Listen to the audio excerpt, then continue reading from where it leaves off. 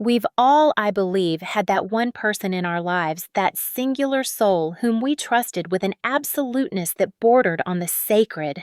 That person with whom we shared not just laughter and tears, but our deepest vulnerabilities, our most fragile dreams, our most carefully guarded secrets. For me, for more than 2 decades, that person was Sarah Reynolds. We had been inseparable since the awkward giggling days of middle school, navigating the treacherous waters of adolescence, young adulthood, and eventually the complexities of careers and families, always side by side, an unbreakable, unshakable duo. We were more than just best friends. We were sisters forged not by blood, but by a bond of shared history, unwavering loyalty, and a profound, almost telepathic understanding. So when Sarah, my rock, my confidant, came to me one bleak Tuesday afternoon, her usually bright eyes shadowed with a desperate, uncharacteristic fear, confessing a dire financial crisis, a perfect storm of failing business ventures and mounting personal debts that threatened to consume her, I didn't hesitate for a single solitary second. She was family. Of course I would help. I loaned her a significant amount of money, a sum that represented years of my own careful savings, trusting her implicitly as I always had to pay it back when she was back on her feet. But what I didn't know then, what I couldn't possibly have fathomed, was that Sarah, my dearest Sarah, had been meticulously, callously playing a long, cruel game. A game where my trust was her currency, my friendship, her collateral, and I, her unsuspecting devoted friend, was merely a pawn, a means to an end I didn't even realize existed. She hadn't just borrowed money. She had systematically stolen from me for my family's future. She had used me, exploited my unwavering loyalty. And then, when the time came for accountability, she vanished into a wall of silence. And when that devastating truth finally, brutally crashed down upon me, I knew with a certainty that chilled me to the very marrow of my bones one immutable thing: I was going to take back what was mine, every last penny. And in doing so, I was going to teach Sarah Reynolds a lesson in consequences, a lesson in betrayal that she would never, ever forget. The tables, she would soon discover, were about to turn with a vengeance she couldn't possibly have anticipated. My name is Martha Chin, and for as long as I can remember, Sarah Reynolds has been an indelible part of my life's tapestry. We met in the chaotic, hormone-fueled corridors of Northwood Middle School, two slightly awkward, bookish girls who found solace and an instant connection in each other's company amidst the swirling dramas of 7th grade. We navigated the treacherous terrain of high school together. First dates, first heartbreaks, shared anxieties about college applications, endless late-night phone calls dissecting every minute social interaction. We were each other's maid of honor at our respective weddings, godmothers to each other's firstborn children. Our lives, though, taking slightly different paths professionally. I became a successful architect, meticulously building my own small firm, while Sarah, always the more flamboyant and risk-taking one, dabbled in a series of entrepreneurial ventures, some more successful than others, remained deeply, inextricably intertwined. We shared everything: our triumphs, our fears, our frustrations with husbands and children, our deepest, most carefully guarded secrets. I trusted Sarah with an absoluteness I reserved for very few people on this earth. She wasn't just a friend, she was the sister I never had an extension of my own family.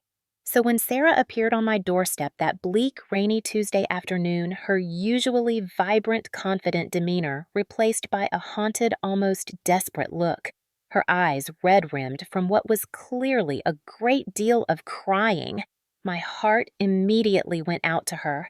She looked broken. She explained in a torrent of rushed, choked words that she was facing a catastrophic financial crisis. Her latest business venture, a boutique catering company she had poured all her savings and energy into, was on the brink of collapse due to a combination of unforeseen market downturns, a key supplier going bankrupt, and she admitted with a touch of shame some of her own overly optimistic financial projections.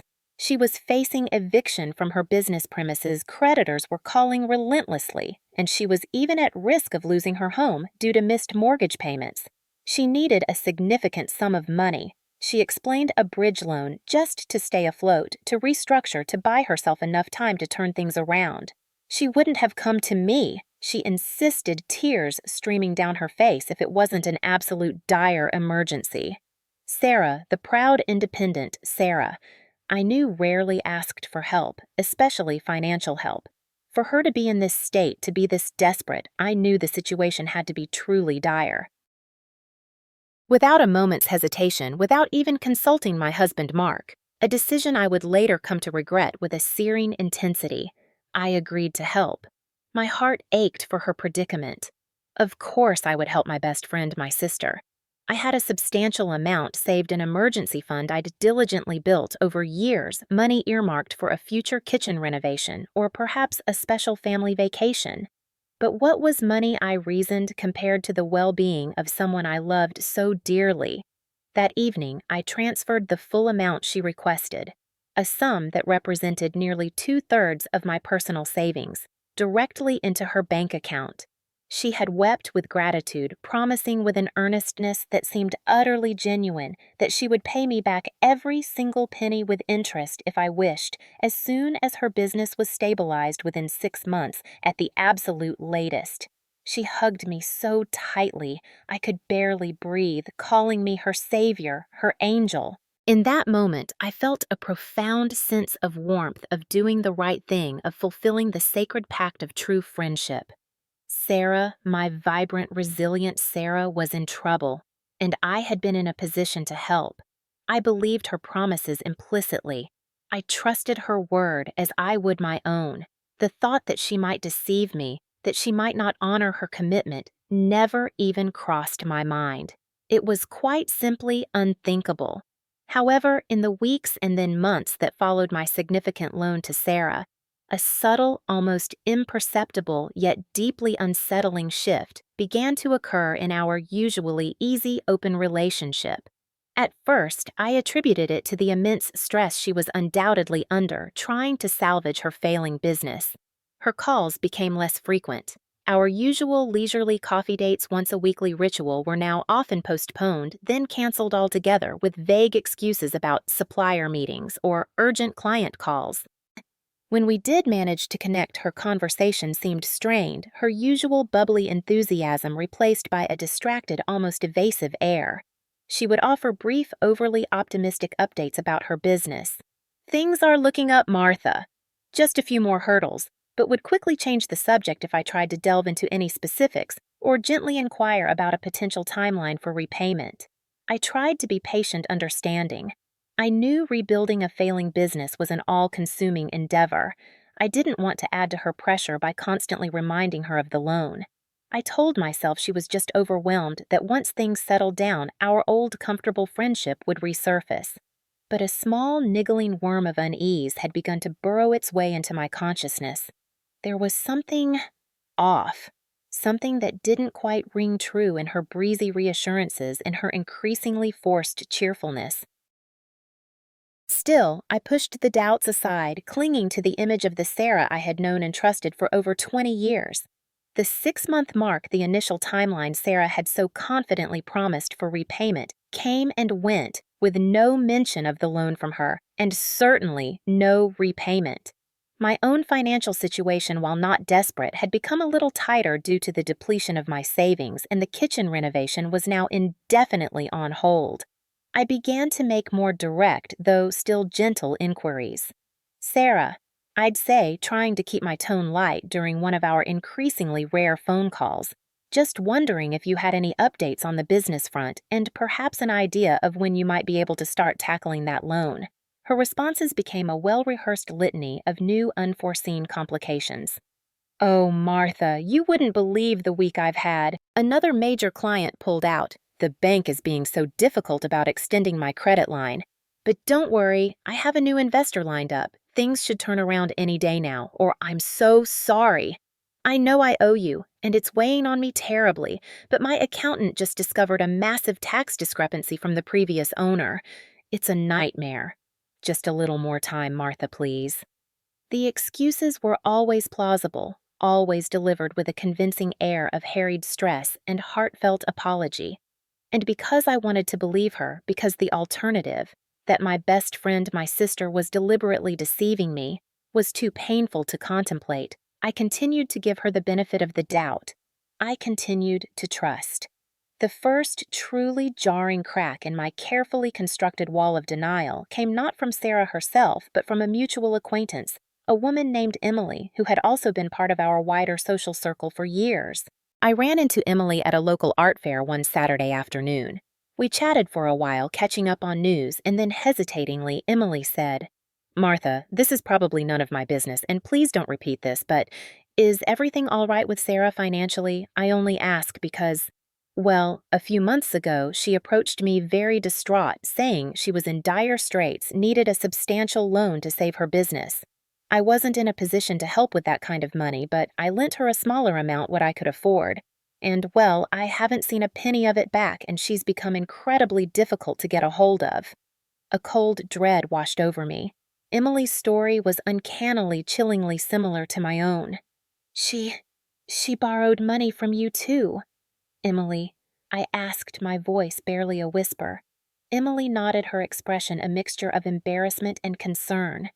"Yes, and I've heard through the grapevine that there might be others.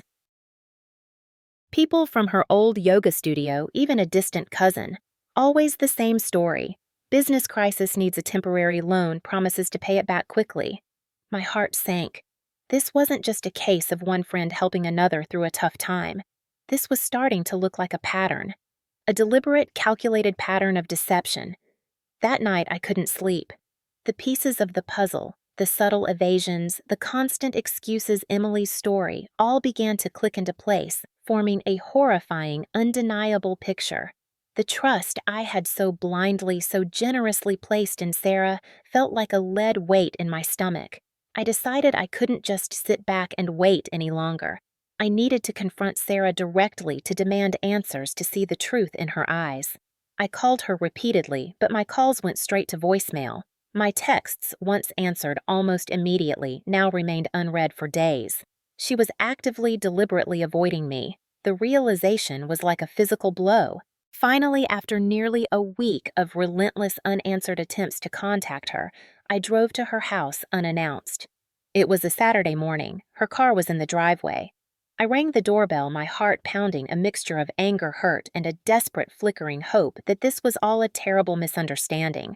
Sarah eventually opened the door, her expression a carefully constructed mask of surprised, slightly annoyed innocence. "Martha? What a surprise. I was just in the middle of something. She didn't invite me in." "Sarah," I began, my voice trembling despite my efforts to keep it steady. "We need to talk. Now. I need some straight answers. You borrowed a very significant amount of money from me months ago. You promised to pay it back. You haven't. You've been avoiding my calls, my texts. What is going on? And more importantly, where is my money?" She attempted a light, dismissive laugh, a sound that grated on my already frayed nerves. "Oh, Martha, always so dramatic. I told you I'm working incredibly hard to sort things out. These things take time. I'm juggling a million fires right now. I just don't have time for this kind of pressure. Just let me get things organized, and I promise I'll get back to you. I'll pay you back. Eventually." But there was no sincerity in her eyes, only a flicker of something cold, calculating, almost contemptuous.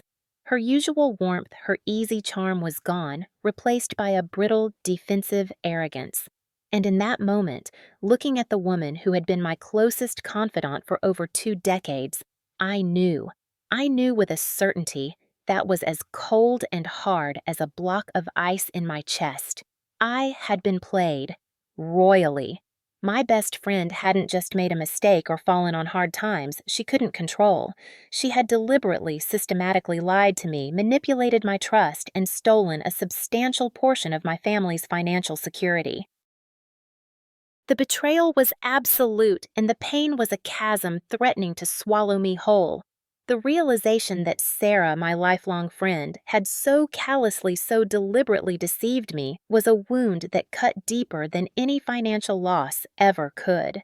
In the days following our sterile, unsatisfying confrontation on her doorstep, I replayed our last conversation, her dismissive words, her cold eyes over and over in my mind. The grief for our lost friendship was immense, a hollow ache that resonated with every shared memory, every past confidence. But beneath the grief, a new, unfamiliar emotion began to stir. A cold, determined anger. I wasn't just going to mourn the loss of my money or the death of a cherished bond. I was going to fight. Sarah had underestimated me. She had mistaken my kindness for weakness, my trust for naivete. She thought she could simply walk away, leaving me to absorb the financial blow and the emotional devastation. She was about to discover just how wrong she was. I couldn't let her get away with this, not just for my own sake, but for the sake of every other person she had undoubtedly manipulated and defrauded. My first step was to transform my grief and anger into a focused, methodical plan of action. I decided I would not only reclaim the substantial sum of money Sarah owed me, but I would also ensure that she faced tangible consequences for her duplicity, for her blatant, unconscionable abuse of trust. My investigation into Sarah's true financial situation and her spending habits began in earnest. With the information from Emily and a few discreet, carefully worded inquiries with other mutual acquaintances, people I knew were not in Sarah's immediate thrall, a disturbing picture began to emerge. Sarah, it turned out, had a long-standing pattern of living well beyond her means of cultivating an image of effortless success and affluence that was largely built on a precarious foundation of borrowed money charm and outright deception. Her boutique catering company, the one she had claimed was on the brink of collapse, was, according to several sources, more of a hobby than a viable business, a front for her extravagant personal spending. I started by meticulously reviewing my own financial records, the bank transfer confirmations for the loan, any email correspondence where we had discussed it, even old text messages, where she had lamented her supposed financial woes and sung my praises for being such a life-saving friend. While not a formal loan agreement, a mistake born of my blind trust, one. I now deeply regretted these communications I hoped would help establish the existence and intent of the loan. Then I decided to take a more proactive, if morally ambiguous, step. I knew Sarah was an avid social media user, constantly posting updates about her supposedly glamorous life. Under a discreet anonymous profile I began to monitor her public posts on Instagram and Facebook. What I found was sickeningly illuminating and utterly infuriating. While she had been pleading poverty to me and others, her social media feed was a curated highlight reel of expensive restaurant dinners, weekend getaways to boutique hotels, purchases of designer handbags and shoes, even a down payment on a new luxury SUV. All happening after I had given her the loan, all funded, I now realized with a burning certainty, by my money, and likely the money of her other victims. She wasn't just struggling. She was thriving, living a life of stolen luxury, all while spinning tales of financial ruin to those foolish enough like me to believe her. The evidence was mounting, painting a clear picture of calculated fraud, not just unfortunate business circumstances. I took screenshots of everything. Her lavish purchases, her vacation photos, often time-stamped during periods she had claimed to be working around the clock to save the business. Even comments from other friends on her posts, some of whom I now suspected might also be her creditors. Armed with this growing dossier of Sarah's duplicity, I knew I couldn't and shouldn't fight this battle alone. My next crucial step was to seek professional legal counsel.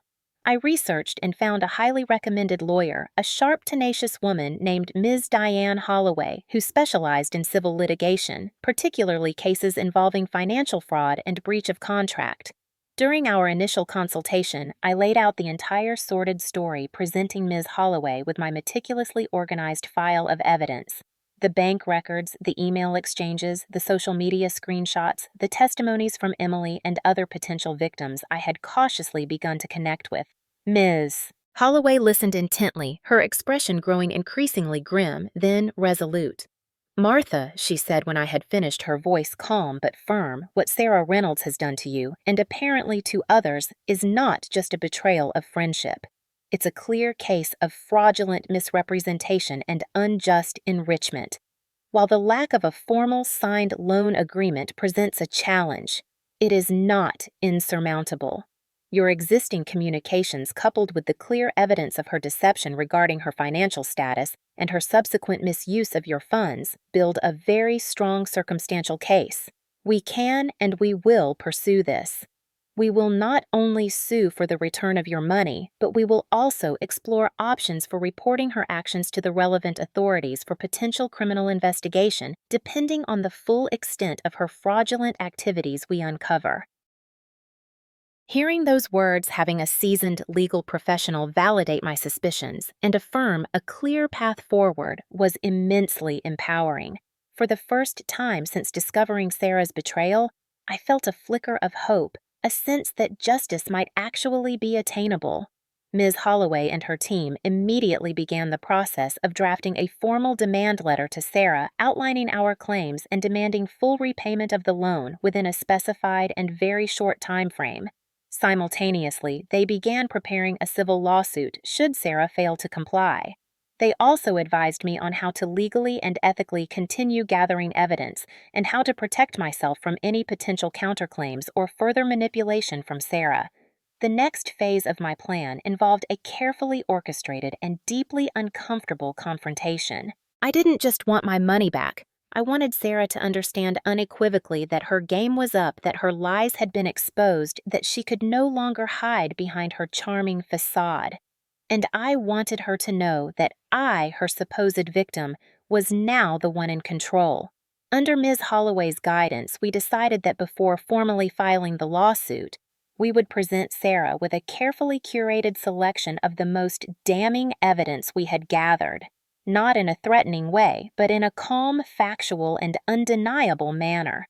The objective was twofold: to demonstrate the strength of our impending legal case, thereby encouraging a swift settlement, and on a more personal level, to force Sarah to directly confront the reality of her actions, the depth of her betrayal without the buffer of lawyers or the formality of a courtroom. I sent Sarah a carefully worded email, polite but firm, requesting an urgent in-person meeting to discuss a matter of significant mutual importance. After several days of silence and a follow-up email from Ms. Holloway's office hinting at impending legal action, Sarah finally reluctantly agreed to meet me at a neutral location, a quiet, anonymous coffee shop midway between our homes. The confrontation, when it finally happened, was even more emotionally charged than I had anticipated. The woman who sat across from me, nervously stirring her untouched latte, was a pale imitation of the vibrant, confident Sarah I had once known. The designer clothes she wore seemed to hang a little loosely on her frame. Her eyes were shadowed with a mixture of defiance, fear, and a dawning hunted look. I didn't raise my voice. I didn't resort to accusations or emotional outbursts. Instead, with a calm, almost surgical precision, I laid out the evidence on the small table between us. The printouts of her lavish expenditures, the screenshots of her vacation photos juxtaposed with the dates of her tearful pleas for financial assistance. The anonymized testimonies from Emily and two other individuals she had similarly defrauded. As Sarah looked at the undeniable proof of her deceit, her carefully constructed composure began to crumble. Her face, already pale, turned ashen. Her hands trembled. She tried at first to bluster, to deny, to offer her usual litany of well-rehearsed excuses. "Martha, this is all a terrible misunderstanding," she stammered, her voice thin, reedy. "Those purchases, they were business expenses, investments, and the vacations. They were essential networking opportunities." "Were they, Sarah?" I asked, my voice quiet but cutting. "Were these designer shoes an essential business expense? Was this five-star resort in Bali a crucial networking opportunity? Was the down payment on your new luxury SUV purchased just weeks after I loaned you my life savings an investment in your supposedly failing catering company?" I pushed a bank statement across the table, her own, which Ms. Albright, our investigator, had managed to legally obtain through channels Sarah clearly hadn't anticipated. It detailed her profligate spending, a stark contrast to the desperate poverty she had portrayed. Her eyes flickered over the damning figures, and something within her seemed to collapse. The fight went out of her. The lies finally ceased. Tears, genuine tears of shame and despair this time began to stream down her face. I don't know why I did it, Martha, she whispered, her voice choked broken. It started small, a little lie here, a borrowed sum there, and then it spiraled out of control. I was drowning in debt trying to keep up appearances, and you were always so kind, so trusting. I knew you'd help me. I'm so sorry, Martha. So incredibly, terribly sorry. Her confession, though late, though extracted under duress, was still a necessary step. But apologies alone would not repay the money she had stolen, nor would they mend the profound breach of trust. I appreciate your apology, Sarah, I said, my voice still calm, but with an unyielding edge of steel. But apologies won't fix this. Ms. Holloway, my lawyer will be in contact with you or your legal representative within 48 hours with a formal demand for full repayment, along with accrued interest and our legal costs. If we do not receive a satisfactory response and a concrete repayment plan within 7 business days, we will proceed with filing the civil lawsuit, and we will also be forwarding our entire file to the district attorney's office for consideration of criminal fraud charges. The choice, Sarah, is now entirely yours. The game, as they say, is over. The final act of this painful drama unfolded not in a dramatic courtroom showdown as I had initially perhaps melodramatically envisioned, but in a series of tense, lawyer-mediated negotiations over the ensuing weeks. Faced with the overwhelming, irrefutable evidence of her fraudulent actions and the very real threat of not only a public civil trial, but also potential criminal charges, Sarah, or rather her hastily retained and clearly beleaguered lawyer, had little choice but to capitulate. There were attempts, of course, to negotiate a reduced settlement amount to plead for a more lenient repayment schedule, to paint Sarah as a victim of circumstance, a woman who had simply made a series of unfortunate mistakes, rather than engaged in deliberate, calculated fraud. Ms. Holloway, true to her formidable reputation, was having none of it. She stood firm, presenting our case with unshakable conviction, reiterating our non-negotiable demand for full restitution. The process was still emotionally taxing. Each communication from Sarah's lawyer, each new attempt to minimize her culpability or delay the inevitable, felt like a fresh pinprick to my still-healing wounds.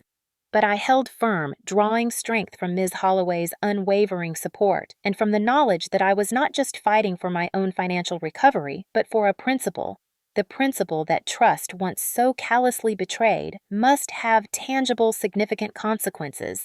Finally, after what felt like an eternity of legal wrangling, a settlement agreement was reached. Sarah, forced to liquidate some of her ill-gotten assets, including the luxury SUV, and a significant portion of her designer wardrobe, agreed to repay the full amount of the loan along with a portion of my legal fees in a series of structured monthly payments over the next 2 years. It was a victory, albeit a somber one. The money, when it finally began to trickle back into my account, felt tainted, a constant reminder of a friendship lost, a trust irrevocably shattered. Sarah, as part of the settlement, was also required to write formal letters of apology, not just to me, but to Emily and the other individuals she had similarly defrauded, acknowledging her actions and expressing remorse. Whether that remorse was genuine or merely a legally mandated performance, I couldn't be certain.